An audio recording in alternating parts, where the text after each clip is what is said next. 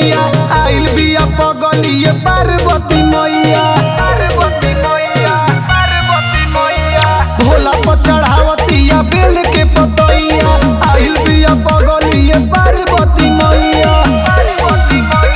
हर साल जलवा चढ़ाइब असही मानत रही हो हे बाबा इहे बायोलॉजी जनुआ के सलामत रखी हो हे बाबा इहे बायोलॉजी जनुआ के सलामत रखी हो जनुआ के सलामत रखी हो।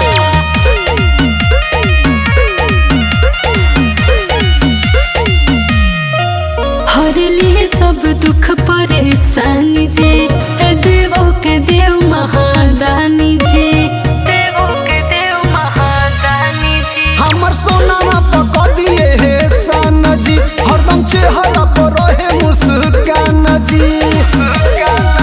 अरे अपना अदालत में तू जमानत रखी हो हे बाबा इहे बायोलॉजी जनुआ के सलामत रखी हो हे बाबा इहे बायोलॉजी जनुआ के सलामत रखी हो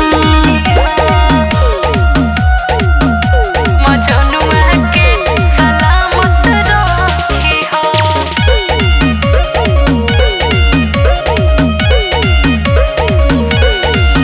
धदा दीपू के माथवा पर हाथ हो कब छोटे न हमनी के साथ हो छोटे न हमनी के साथ हो दूर कर सब दुखवा कहले सहो कांवर लेके आई बुहर में सहो।